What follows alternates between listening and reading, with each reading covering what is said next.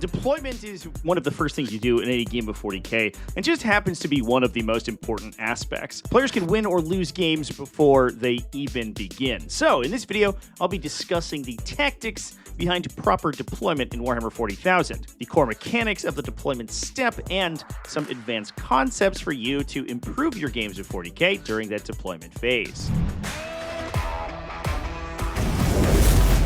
What's up, folks? Welcome back to TacticalTortoise. My name is Trevi, and let's start by talking about some basic deployment rules. At the time of recording, we are playing under the Pariah Nexus Battles system, and in this system, during the deployment step of the game, this being step 9 of the game process, players will take turns deploying their units one at a time. This occurs after the Declare Battle Formations step, where players will independently and in secret choose their strategic reserves, reserved units, transport embarkations, and attach leaders. The deployment begins with the defending player. They'll place one unit down wholly within their deployment zone and pass the action over to the attacker, who will do the same until all units have been deployed. If a player places a Titanic unit during this step, it counts as 2 drops, so an additional unit must be placed for the other player before the player that placed that Titanic unit has to place another unit. There are some special rules that occur during this deployment step as well. Infiltrator units can deploy up outside the player's deployment zone, 9 inches away from enemies. This allows infiltrators to screen each other out from particularly sensitive areas of the battlefield. They also have to be 9 inches away from the opposing deployment zone. After all of these units are set up, redeployments occur. If either player has any effect that allow them to redeploy their units, this occurs now. Then the first turn roll occurs, then any units with the scouting ability trigger. These allow units to move before the first turn begins, but must end 9 inches away from enemies. So other scouts or infiltrating units can actually prevent scouts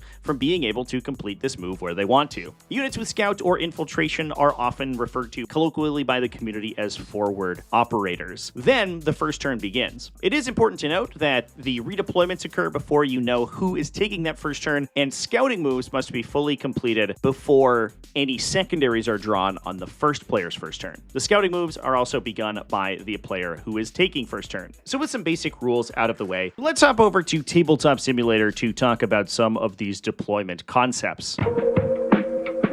Now, when considering your deployment, I find that it's helpful to break your army into 3 distinct categories. Utility units, these are small units that are going to be used for scoring secondaries, holding down objectives, screening out enemies, and not really for a combat role, but more for their effect on scoring and positioning. Staging units, these are more aggressive units, either melee bricks or short-ranged attackers that want to jockey for position in the center of the table and fight over objectives in the middle. And last, support units, which are big, heavy, ranged attackers who are used to keep your opponent's head down or to destroy their heavily armored units. Oftentimes, support units will be dominating lines of fire down the battlefield, or even just killing the opponent's support units so they can't molest your smaller staging or utility units. These are kind of broad categorizations. It depends entirely on how you play each of these units and what faction you're playing them within, but I'll talk about these categories conceptually when we talk about deploying them. Now, it's always helpful to begin your deployment step by deploying your utility units, especially units that are going to be standing in the back of your deployment zone whose positioning doesn't matter a great deal. These can be used to buy drops out of your opponent, for example, and force them to place the majority of their units before you start placing your units that are going to be more combat oriented. From there, if you have any units that have a really obvious place to be standing, it also helps to deploy them early as well. These are important units that you don't really want to give your opponent extra information on, but it is fairly reasonable to assume that for a character like Marnius Caligar, who's fast and hard-hitting, is going to deploy somewhere in the center of the table, so it's not really worth trying to bait out your opponent's drops by holding him for too long, especially if you can force them to place their support units earlier than your own. If your opponent has any infiltrating units, like these Space Marine Scouts here, you should always try to place your infiltrators first. Because infiltrators can't be placed within 9 inches of each other, there is the opportunity for them to screen out each other's infiltrators, and you can even use them in some instances to prevent enemy infiltrators from setting up in the perfect positions. So placing yours first ensures that you have taken that table space and your opponent can't take it from you. Now, when you're setting up utility units in specific, it is important to consider their role. If you need to use them to screen, so prevent enemies from coming in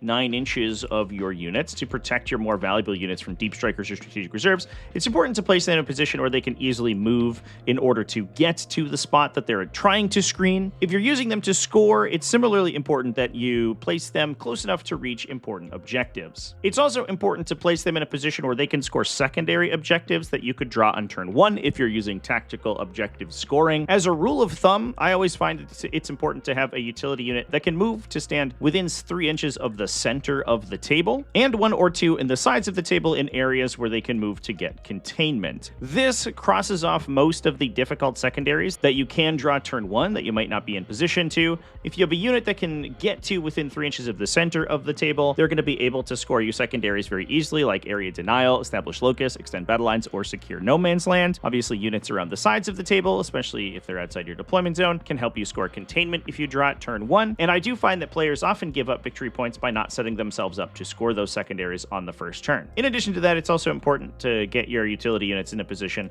where they can get to some of the forward objectives, so you don't have to be holding those down with your more expensive combat units, and you can use your cheaper units like scouts or infiltrators in order to hold those down. Now, staging units are typically more close-ranged units that you want to be able to move up the table without taking too many ranged attacks. I find that it's always important to place these in positions where they can move up on turn 1 into line of sight blocking terrain that can protect them while allowing them to threaten relevant areas of the table. For example, a unit in this position can very easily move up to take control of this ruin. They're able to then project their threat range onto these 2 objectives, assuming your opponent moves to take those. That's going to put this unit in a very good position to either force your opponent's army back and prevent them from scoring those objectives, or move up to contest those objectives on a future turn. If you have units that are placing in a relatively forward position like this, I find that it's helpful to keep them towards the end of your deployment step, just so you can ensure that the other player doesn't move their long-range support units or their screens to move up and prevent these guys from moving, or to attack them and destroy part of their combat power on the top of the first turn. Now, speaking of support units, I find that it is important to place these support units last. Oftentimes, these are the units that have the best chance of dealing significant damage to your opponent on the very first turn, and so the role to go first matters quite a bit if units are in line of sight of support units. I find that it's most helpful to place these fire support platforms in positions where they can get to relevant fire sight lines around the table or on the flanks of the table. So for example, if we can get a fire support unit around the side here, and they're able to move forward and draw line of sight into our opponent's deployment zone from here, that governs a lot of where the opponent can move their units or even set up on the very first turn. Suddenly, if your opponent deploys units in this area, you might be attacking them immediately as soon as the game begins and removing models from their army. Similarly, if you can set up a fire support unit to control lines of sight around the table, like this direction around these ruins, for example, or even set them up to move farther to fire into this line of sight blocking area in the future, that also controls your opponent's ability to move those models safely into those areas as well. Now, it's important to note that you don't necessarily need to be attacking with these units every single turn to get value from them. Simply controlling your opponent's movement and controlling where they can set up models is going to be some added value for these units, and it's why I always recommend that players include some long-range fire support units like these in their armies, even if their army doesn't necessarily support that unit archetype. It simply prevents your opponent from being able to deploy wherever they want. Now, that brings up a very important tenet for deployment in Warhammer 40k. This is my #1 rule when it comes to deployment, and I see a lot of players lose games on it. Now, we'll talk about situations where we should break this rule later on, but if you're very new to 40k and competitive play, this is the #1 thing you should be considering. And that is, if your opponent has basically any significant shooting threat of their own, which 90% of armies in the game will, the #1 rule of deployment is not to get shot. You should be focusing on placing your units behind line of sight blockers so that your opponent can't move on the first turn to gain line of sight to those units, as long as you can help it. When you're placing units like these, it's important to consider where scary units in your opponent's army can move. For example, if we see that this predator has already been placed, and we assume that it can move its 10 inches to get line of sight around this corner, this might not be the best place to place these Tyranid warriors, because we could be losing several Tyranid warriors if we go second against that destructor. This is why it's important to place your support models last, because they have the opportunity to reach out and touch these units. So if your opponent has already placed the Tyranid warriors, you can actually place your own predator destructor here in order to punish them. This is still a relatively safe position for this predator to be in, assuming that your opponent doesn't have any extremely fast units or fast ranged attacks attackers. Now, it's also important to keep in mind that if units like this Predator haven't been placed, where they could go. If this unit has not yet been placed, they could potentially deploy in this corner over here, which would restrict a lot of your potential positioning around this line, since it's going to be able to move out and shoot down this line of sight, or even your potential movements down this angle, since it's going to be able to either move this way to govern this line of fire, or it's going to be able to, in 1 or 2 turns,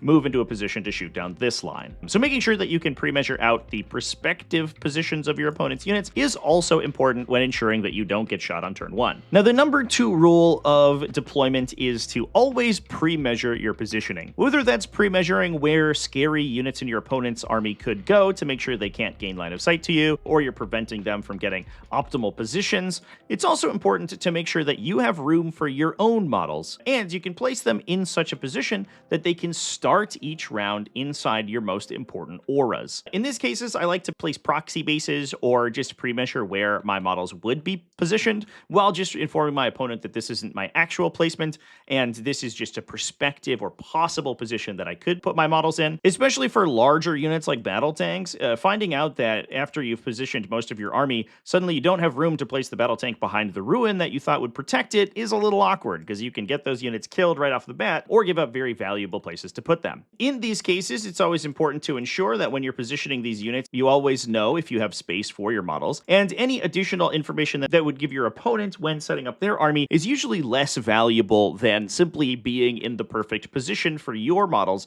at the time it is to place them. So now let's talk about some advanced deployment tactics.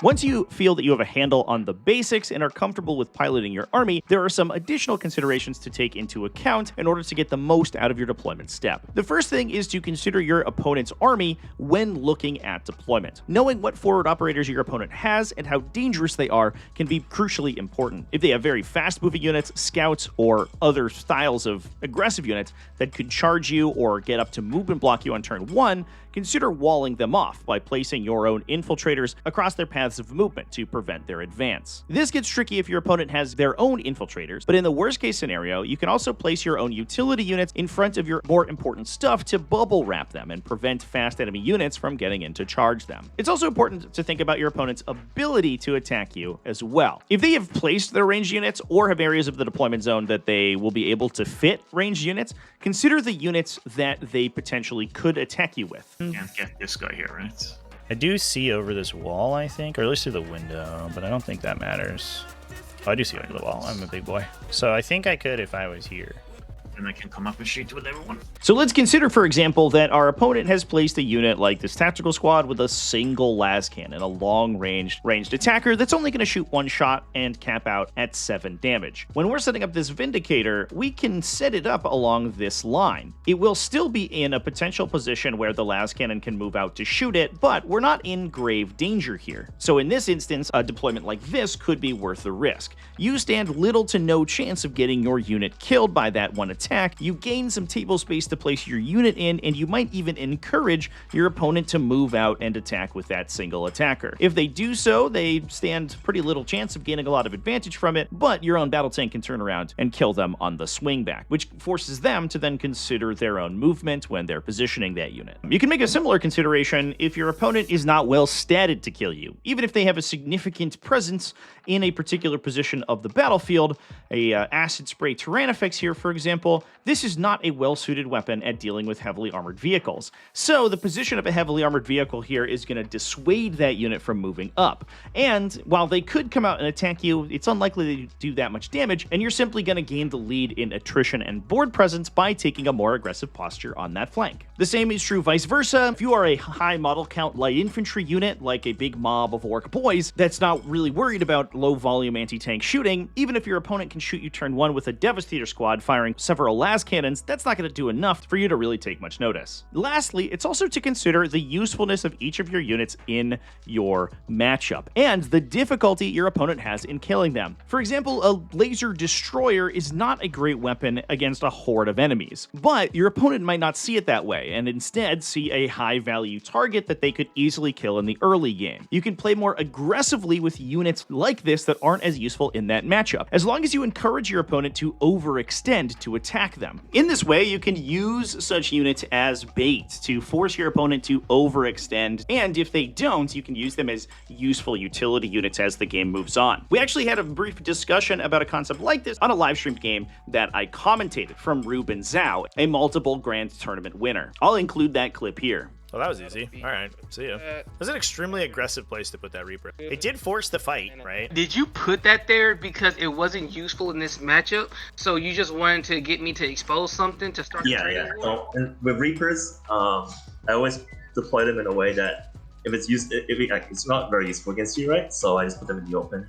Someone will kill it, and then Hellblast will kill whatever comes in. You can find clips from my games and my live streams over on my other channel, Tactical Tortoise TV. I live stream all of these over on Twitch, by the way, and twitch.tv/TacticalTortoiseTV if you're interested in tabletop simulator content. So with that, that is an overview of tactics and strategies to use when deploying your army in your games of Warhammer 40k. Thanks for watching all the way to the end of the video. I hope you found this video interesting, and thanks to everyone who supports Tactical Tortoise. You can do so over on Patreon at patreon.com/TacticalTortoise by joining my YouTube channel membership or my Twitch subscription. And all of the people who do are amazing, and I love you. Remember to keep it classy, folks, and have happy wargaming.